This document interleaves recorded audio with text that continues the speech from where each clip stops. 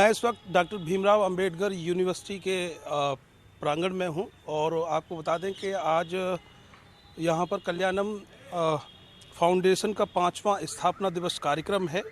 मेरे साथ में इस समय ओसवाल ग्रुप से मुकेश जैन जी हैं और सत्यमेव जयते ट्रस्ट से हैं, जो कहीं ना कहीं शहर को इन्होंने देने का काम किया है। हमेशा एक सकारात्मक सोच के साथ ज़रूरतमंदों की सेवा कैसे हो, कहाँ कौन ज़रूरतमंद है, वहाँ उस नीडी व्यक्ति को, उस नीडी परिवार को हमेशा से देने का काम किया है और आज कार्यक्रम में मौजूद हैं।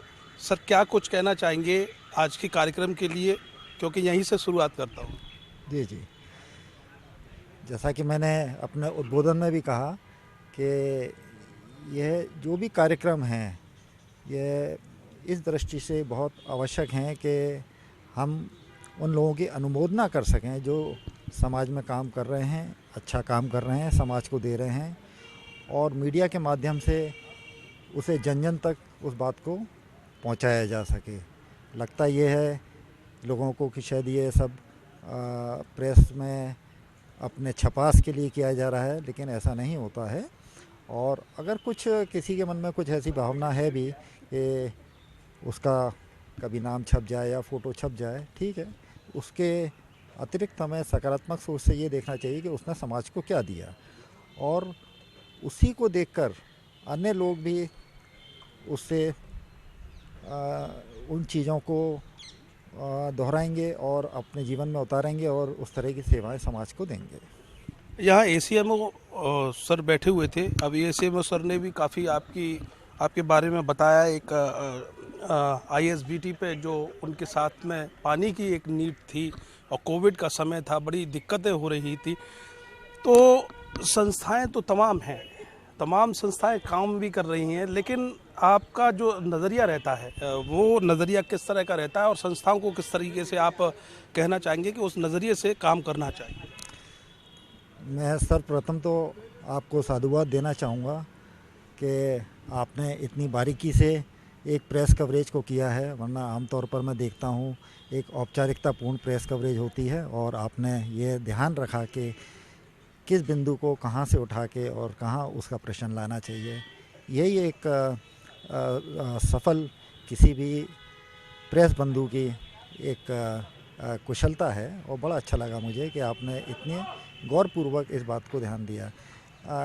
मैं बता दूं आपको कि सत्यमेव जयते ट्रस्ट ने अन्य सभी संस्थाओं के साथ मिलके और एक यह सामूहिक ग्रुप बनाया, और उसमें जैसे आईएसबीटी तो एक पॉइंट था, हमने आगरा कैंट रेलवे स्टेशन, हमने टोल प्लाज़ा पे और अन्य कई पॉइंट्स पर, क्योंकि जो है लोग सब पैदल पलायन कर रहे थे, सारी रेलगाड़ियाँ बंद थीं, सब जो है अस्त व्यस्त हो रहा था, जगह जगह से लोग अपने गांव जा रहे थे, तो उनको जो भी संभव मदद हो रही थी, जिस प्रकार की भी, चाहे वो भोजन से संबंधित हो, चाहे पानी से संबंधित हो, आपने कितना गौरपूर्वक इस बात को सुना कि एवं जो है सरकारी बंधु थे उनको जो है हमारी मदद की आज तक ध्यान है कि हमने किस तरीके से खुले दिल से और पानी का वितरण किया। कहने को पानी होता है, लेकिन जब कंठ सूखता है तब जो है पानी की जो है गुणवत्ता है या जो उसकी आवश्यकता है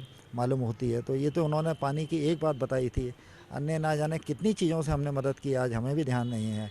जो है कोविड में जो भी रिक्वायरमेंट रही, मेडिकल से संबंधित बहुत रिक्वायरमेंट रही, शवदाह से संबंधित बहुत रिक्वायरमेंट रही, बड़े बड़े लोगों के जो है मतलब लोगों के हम लोगों ने शवदाह कराए, क्योंकि उनके बच्चे फॉरेन में थे, वो यहाँ पे अकेले थे, सिर्फ पति पत्नियाँ रह रहे थे। एक का जो है कोविड में देहांत हो गया, और जो है स्थिति ये कि पड़ोसी भी आके खड़े होने को तैयार नहीं कि जो 4 कंधे लगा के उसको वहाँ तक पहुँचा सकें।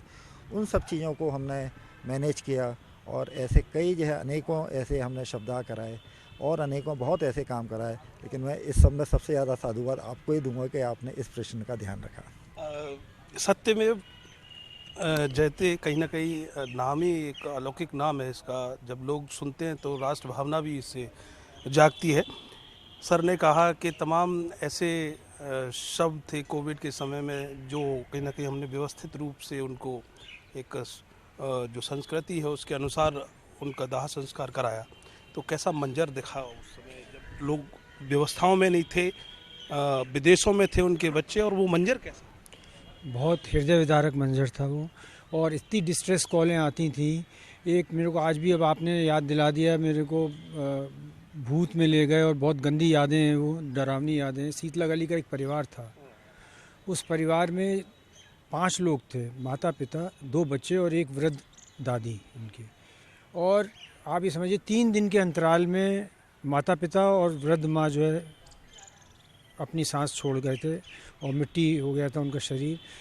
ऐसे ऐसे मंजरों से गुजरे हैं हम। मतलब एक का दाह संस्कार करा कर चुके हैं और दूसरे की खबर आ गई, दूसरे करा के चुके हैं, तीसरे की खबर आ गई, और वो दोनों बच्चे जो थे वो भी कोरोना पॉजिटिव पड़े हुए हैं घर में। शीतला गली में कपूर परिवार था। तो ऐसे काम हमने अपने अध्यक्ष श्री मुकेश जैन जी, बहुत दूरदर्शिता है इनकी सेवा के कामों में। हेल्प आगरा के टाइम पे भी ये संस्थापक रहे, मैं इनके साथ सहयोगी रहा हूँ, इन्होंने शुरू से मेरे को जोड़े रखा है। तो सत्यमेव जयते का ये जो पानी का जो विषय डॉक्टर साहब बता रहे थे, उसके अलावा वहाँ पे 24 घंटे का हलवाई बैठा हुआ था जो पूड़ी सब्जी खिला रहा था कोविड के समय में। हाँ, ISBT के ऊपर। और उसके अलावा उससे भी बड़ी सेवा जो है, इतने सेवाएं हैं, आप किसी भी उस वक़्त के दौरान के कोई भी पुलिस कप्तान है उनसे पूछिएगा कि रोज़ सुबह जो सीजनल फल होता था वो संतरा के टाइम पे संतरा, केले के टाइम पे केला, और पानी की बोतलें रखवाकर हमारे 3 ऑटो रिक्शा सारे चौराहों पे जो पुलिस बल तैनात था सेवा के लिए, उनको निःशुल्क उपलब्ध कराया है हमने। इस सबको करके आत्मसंतुष्टि कितनी मिलती है? लोग कहते हैं कि, बहुत से लोग कहते हैं कि एक केले 4 केले दे के और फोटो खिंचा लिए, वो भी एक सेवा है।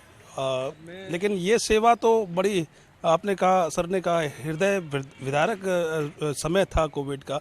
उस समय ये सेवाएं देना बड़ा कठिन भी था, लेकिन आप लोगों ने दी, तो एक आत्मसंतुष्टि होती है।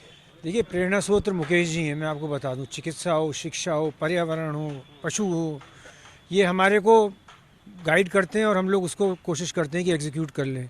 और जो क्या महसूस हुआ, तो सिर्फ एक ही शब्द है कि ईश्वर के दर्शन महसूस होते हैं उस वक्त करने में।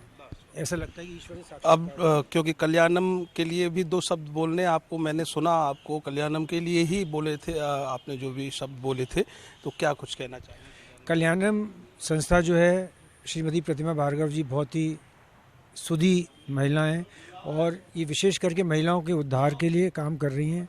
और हमारा ट्रस्ट शुरू से इनके साथ जुड़ा हुआ है। कोरोना काल में भी हम लोगों ने, इन्होंने जब भी राशन की किट्स हम लोगों ने जो बना कर दी, वो इनके माध्यम से गरीबों तक पहुंचाई, ज़रूरतमंदों तक, विशेष करके उन परिवारों पे कि जो संपन्न थे पर कोरोना के चलते रोज़गार छिन गया, उनके पास राशन नहीं था, तो उनको हम लोग बिना किसी प्रचार के एक ऐसी प्रक्रिया बनाई थी, तो इनके माध्यम से हमने वितरित करी। और शिक्षा के क्षेत्र में बहुत इनके माध्यम से हम लोग बच्चियों को चुनते हैं। शिक्षा का भी मैं सुन रहा था सर, आपने बच्चे काफ़ी, 2 बच्चे तो, एक बच्चा है खटीक पाड़े का, और वो IIT दिल्ली परस्यू कर रहा है, और अब उसका लास्ट ईयर है।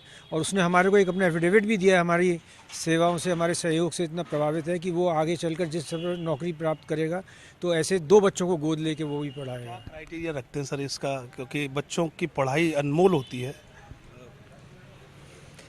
नहीं, ऐसा कोई इसमें हमारा कोई प्रोटोकॉल नहीं है। बस यही देखते हैं कि उस परिवार की आर्थिक परिस्थिति क्या है, और उस बच्चे का शिक्षा में कितना उसका इंटरेस्ट है, कितना उसका वो है कि वो आगे बढ़ पाएगा।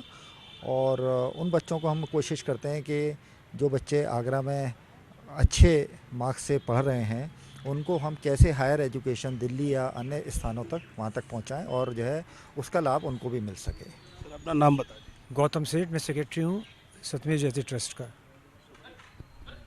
तो कहीं ना कहीं कल्याणम फाउंडेशन के कार्यक्रम में आप दोनों ही समाज सेवी जो शहर आगरा को, ताज नगरी को कुछ ना कुछ देते रहने का काम कर रहे हैं अपनी कोशिशों से और अपने सत्यमेव जयते ट्रस्ट के माध्यम से। और कोविड के समय में जो एक समय पूरे विश्व ने देखा, कहीं ना कहीं आघात पहुंचता है, दर्द भी होता है, तमाम परिवारों के जो दिए हैं वो बुझे उस समय पर, और उस समय पर अगर कोई याद आ रहा था तो ऐसे ही महान विभूतियाँ याद आ रही थी, ऐसे ही लोग याद आ रहे थे कि कहीं ना कहीं ये लोग कुछ थोड़ा सा कर दें और किसी का भला हो जाए। तो कल्याणम का आज 5वां स्थापना दिवस था। उस कार्यक्रम में ये लोग आए और क्योंकि एक पत्रकार हैं तो हमें सुनने का मौका मिला। उम्मीद यही करते हैं कि इनसे लोग प्रेरणा लेंगे और शहर आगरा के लिए बेहतरीन से बेहतरीन करने की कोशिश करेंगे, पहल करेंगे। कैमरे के पीछे आर्यन बघेल, मैं करतार सिंह बघेल, अर्थ न्यूज।